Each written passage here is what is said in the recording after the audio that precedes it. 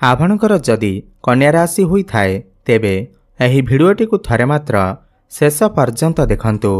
आपणकर व्यस्तबहुल समय मध्यरु आपण 10 मिनिट समय आपण निज पई दियंतु एवं निजर भविष्यत विषय रे जानंतु। काहेकि ना कन्या राशि व्यक्तिविशेष मानक पई आज एही भिडियोटी बहुत अधिक गुरुत्वपूर्ण अछि।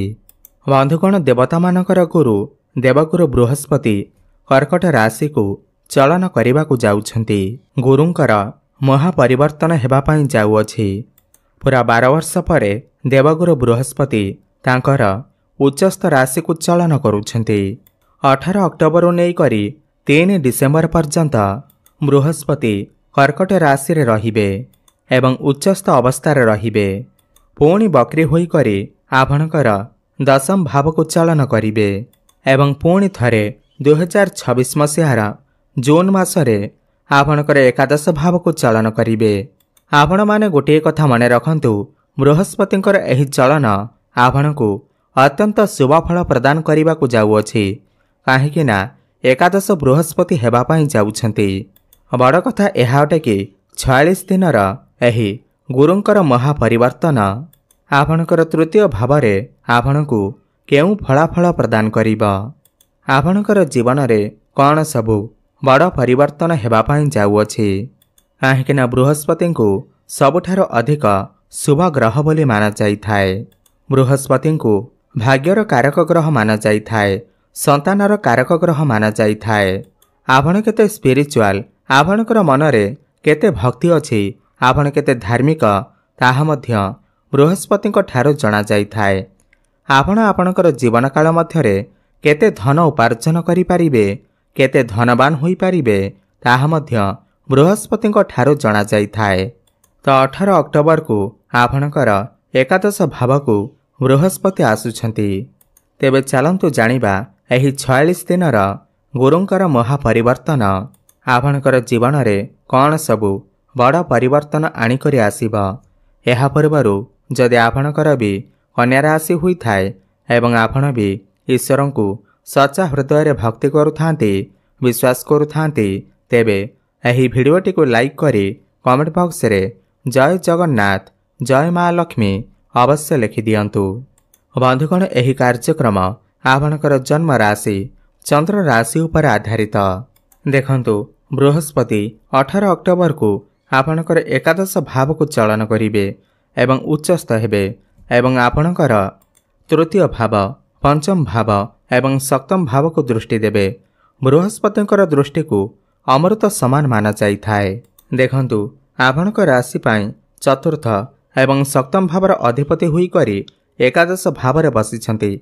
एहार माने हेउछि आपणकर सुख सुविधारे वृद्धि हेबा पई जाउअछि, जहा कि आपणक पई अत्यंत शुभ अटे। सबुठु प्रथमे एही 46 दिन मध्यरे आपणकर जदि किछि मनरे इच्छा रहिथिला, दीर्घ दिन धरी किछि मनस्कामना थिला, ताहा निश्चिंत भावरे पूर्ण हेबाकु जाउअछि। अटकी रहिथिबा समस्त कार्य आपणकर चालू हेबाकु लागिबा। किंबा आपणकर जदि कोनसे स्थान रे पैसा किछि फसी रहिथिला, ताहा मध्ये आपणकु एही 46 दिन मध्यरे मिलि जिबा। चतुर्थ भावर कनेक्शन एकादश भाव उपर रहुअछि।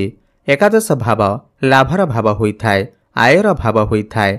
आपणकु समस्त सुख सुविधा प्राप्ति हेबा सहित आपण जदि किछि बड़ कार्य आरंभ करने को चाहूले, किंबा किछि बड़ इन्वेस्टमेंट करने को चाहूले, किंबा कोनोसी बड़ जिनिस क्रय करने को चाहूले, ताहेले आपण एही 46 दिन मध्यरे निश्चिंत भावरे किनि पारिबे।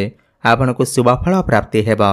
आपण जदि भाबुथिले किछि प्रॉपर्टी किनिबाकू, किछि जानवाहन किनिबाकू, किंबा आपण किछि शुभ मांगलिक कार्यर आयोजन करने को चाहूले आपणकर घरे, ताहेले एही 46 दिन मध्यरे निश्चिंत भावरे हेबा।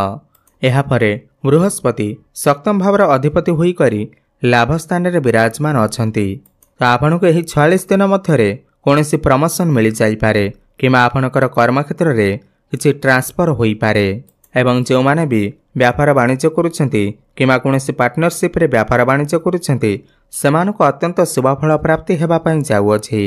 देखंतु, गुरुंकु भाग्यर कारक ग्रह माना जाइथाए, धनर कारक ग्रह माना जाइथाए। तो भाग्य एवं धनर कारक ग्रह होई करी आपणकर लाभ स्थान रे विराजमान अछंती। एहार माने होछि आपणकर फाइनान्शियल ग्रोथ हेबाकु जाउअछि। पूर्वर जदि आपणकर आर्थिक समस्या लागि रहिथिला ताहा सब दूर होइजिब। समस्त धनजनित समस्या दूर हेब। आकस्मिक धन मध्य आपणको प्राप्ति हेब। व्यापार वाणिज्य उन्नति हेबा सहित कर्मक्षेत्र में मध्य आपण बहुत अधिक उन्नति प्रगति करिवे। आपण जदि किछि बड़ करिबाकु चाहुचंती, बड़ काम करिबाकु चाहुचंती, आपण किछि न भाबिकी आपण एही 46 दिन मध्यरे करंतु। आपणको निश्चिंत भाବରେ शुभफल प्राप्ति हेब। जो माने ट्रेडिंग करूछंती, शेयर मार्केट स्टॉक मार्केट रे काम करूछंती, सेमानकु त अत्यंत शुभफल प्राप्ति हेब। आकस्मिक लाभ मध्य प्राप्ति हेब। आपणकर भाग्य को नहीं, आपणकर लाभ को नहीं, धन को नहीं कन्या राशि व्यक्तिविशेष मानक पाई बहुत अधिक भल समय आसवाक जाऊँगी। यापर बृहस्पतिंकर दृष्टि आपणकर तृतीय भाव एवं पंचम भाव उपर रहुअछि। एठारे एपरि होई पारे कि आपणकर टिके सर्ट ट्राभेल होई पारे। आपण बेसी छोट मोट जगह को यात्रा करि पारंती। आपणकर किछि स्पिरिचुअल ट्राभेल मध्य होई पारे। आपण कोनोसी धार्मिक स्थान को मध्य यात्रा करि पारंती। एहा सहित जो माने बे ऑनलाइन काम करूछंती, डिजिटल मार्केटिंग रा काम करूछंती, फाइनेंस क्षेत्र रा अछंती, काउंसलिंग रा काम करूछंती, कोनोसी मार्केटिंग रा काम करूछंती, सेमानको शुभफल प्राप्ति हेबा। जो माने यूट्यूबर अछंती सेमानको मध्य अत्यंत शुभफल प्राप्ति हेबा। एही समय रे आपणकर साहस पराक्रम मध्य बढ़िबा। एहा परे बृहस्पतिंकर दृष्टि पंचम भाव उपर रहुथिबारु एही समय रे आपणकर काहा सहित मित्रता बढ़ी पारे, काहा सहित संपर्क स्थापन होई पारे, काहा सहित प्रेम मध्य होई पारे। प्रेम जीवन रे मध्य सफलता देखा जिबा। प्रेम जीवन रे जदि पूर्वर किछि समस्या चलीथिला, ब्रेकअप होई जाइथिला, कथावार्ता बंद होई जाइथिला, ताहा पुणी थरे ठीक हेबाकु लागिबा। एवं जो नूतन दंपति माने संतानर आशा रखिथिले तो सेमानकु संतान सुख निश्चिंत भावरे प्राप्ति हेबा। काहेकिना पंचम भाव संतानर भाव मध्य होई थाए। जदि आपणकर पूर्वर संतान अछंती ताहेले संतानक द्वारा आपणकु किछि खुशी खबर मध्य प्राप्ति होई पारे। आपणकु सम्मानित करा जाई पारे। एवं पंचम भाव आपणकर शिक्षा क्षेत्रर भाव मध्य होई थाए। शिक्षा क्षेत्र रे मध्य आपण बहुत अधिक उन्नति प्रगति करिवे। काहेकिना ज्ञानर कारक ग्रह पंचम भाव को दृष्टि देउछंती, तो आपण किछि उच्च शिक्षा करने को बाहर को जाई पारंती। एही 46 दिन मध्यरे जदि आपणकर किछि एग्जाम अछि तेबे सेथिरे आपण निश्चिंत भावरे उत्तीर्ण करिवे। पाठपढ़ारे किछि ना किछि बड़ परिवर्तन अवश्य हेबा। एहा परे बृहस्पतिंकर दृष्टि आपणकर सप्तम भाव उपर रहुअछि, जहाँकि बृहस्पतिंकर निजस्व घर अटे।